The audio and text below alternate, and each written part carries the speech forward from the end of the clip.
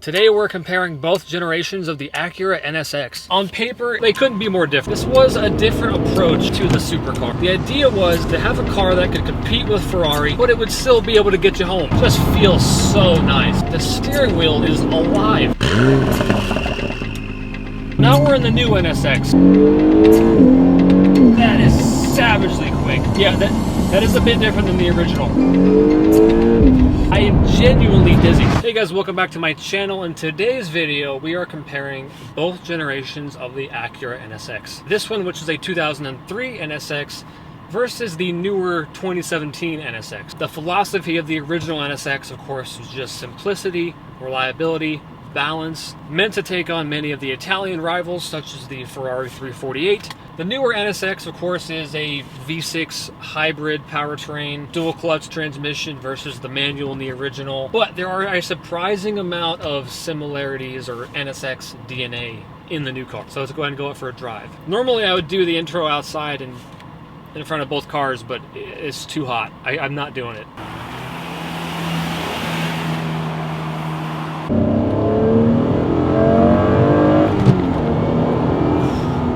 So the original Acura NSX came out in 1991, shortly after the launch of Acura, which of course is Honda's luxury brand. This car kind of surprised everybody for a new company to just come out swinging with a sports car. Of course, the original had the pop-up headlights. 2002 or 2003, they updated it to the fixed headlights, revised bodywork, slightly larger engine as well.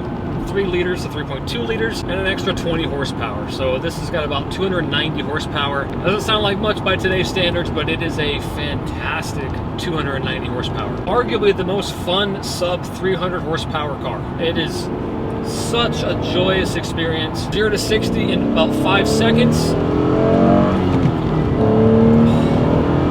Just feels so nice. It just clutches light, throws are light. Top speed is 175 miles an hour. This one, of course, has the 6-speed manual transmission. It was offered a 4-speed automatic, but that ain't the one you want.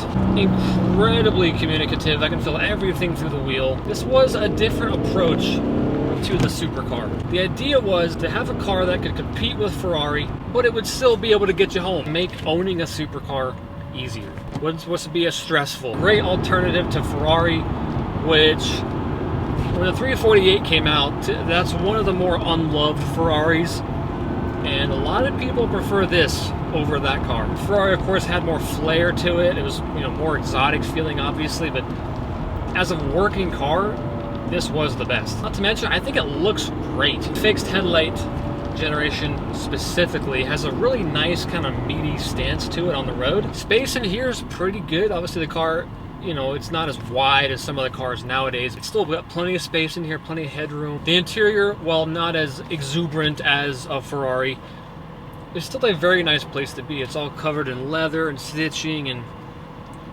somewhat nicer plastics. It looks like how an Acura sports car would look. It's not going to blow you away with materials, but it is on the nicer side. These seats also look great.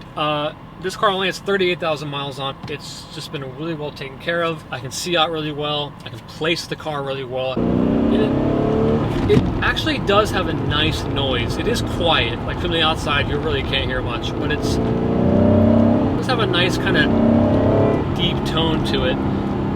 It's quite satisfying. It revs to 8,000 RPM, and it loves to rev out. I've never seen this color on an NSX before, and everyone today at the car show that we took it to was freaking out.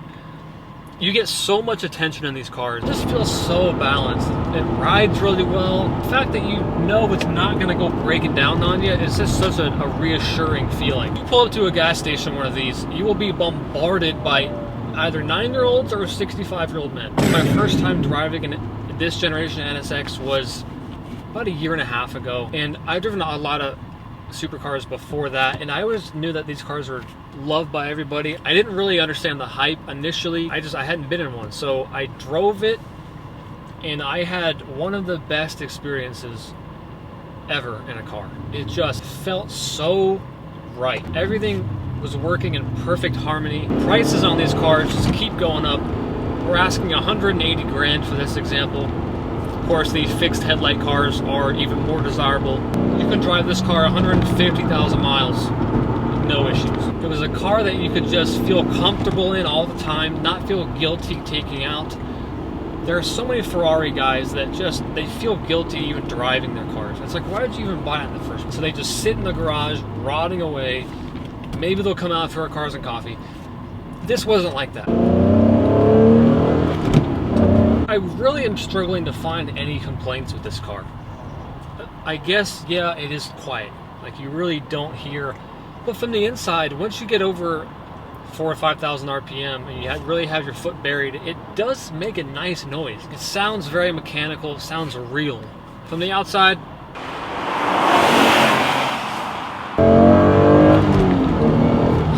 it does sound nice. The steering wheel is alive.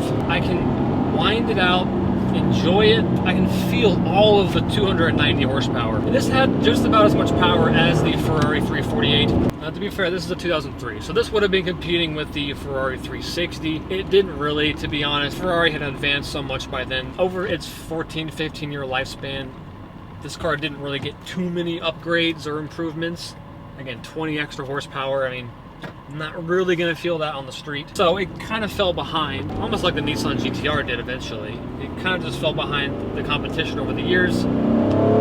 But this is still a great car. You'll be hard-pressed to find a more pure driving experience. So we are almost back to the dealership. Let's go ahead and swap it out for the newer NSX.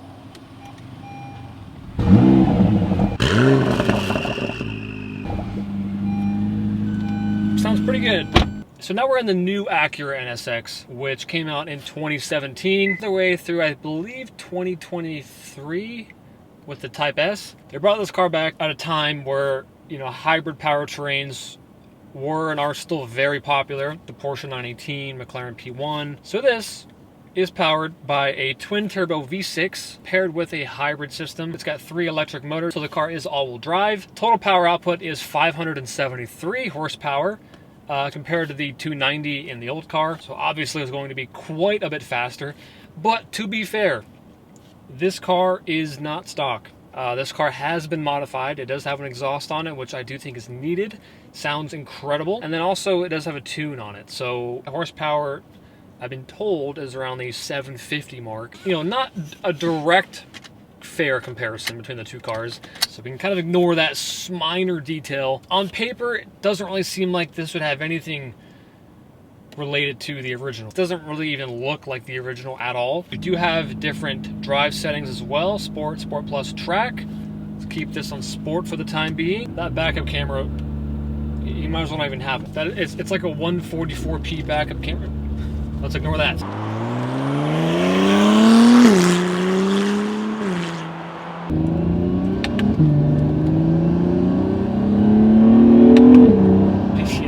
You see, it is completely different, but the premise of this being a more reliable, comfortable, well-balanced supercar still remains. It is, just like the original, a more attainable, more stress-free approach to owning a supercar. This still being an Acura at the end of the day, even though it has all the hybrid systems, it's still a pretty reliable car. It's a car that can be used every day. 0 to 60 in 2.9 seconds. That is otherworldly. You can hear like the blow-off sounds.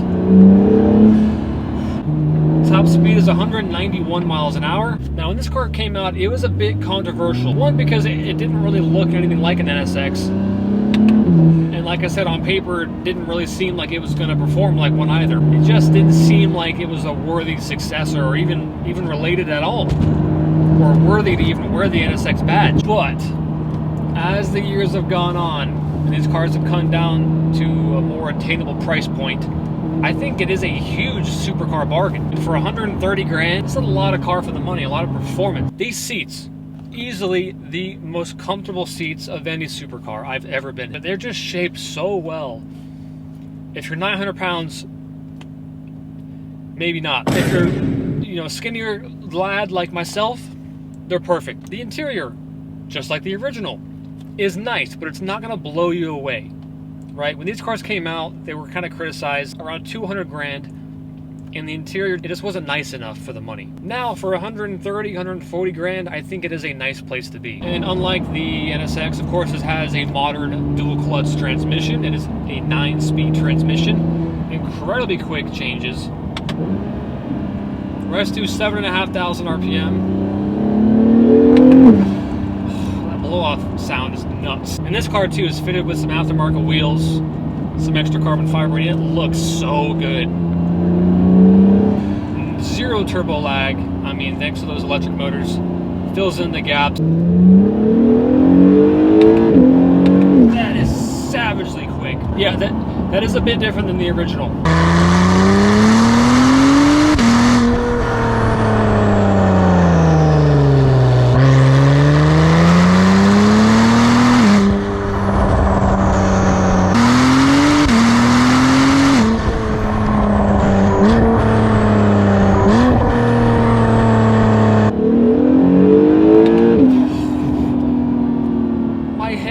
Like, I am genuinely dizzy, and it's so linear and predictable, much like the original. The view out is great. Out the back, not great. So fast. It is a bit down on power in stock form compared to the competition, like say Huracan or a 650S. And the market on these has definitely dropped. They've hit about, like I said, low $100,000 range. Will these be a future classic? A lot of people think they will. I'm not so sure. We didn't predict that the Lexus LFA would be $1 million car. Like, that's just not, you can't really predict that. So I suppose it has a chance. The interior is also pretty spacious. I'm 6'4", got plenty of headroom, plenty of shoulder room. I'm honestly happy this has an aftermarket exhaust on it, because the stock exhaust kind of just sounds like bubbles. It doesn't really sound very good. Let's go ahead and put it into Sport Plus mode. That will firm up the suspension even further, give more aggressive gear changes. Track mode is how you can use launch control. I'll actually show you a couple clips, the last 2 NSX reviews where I launched both cars. Oh my gosh.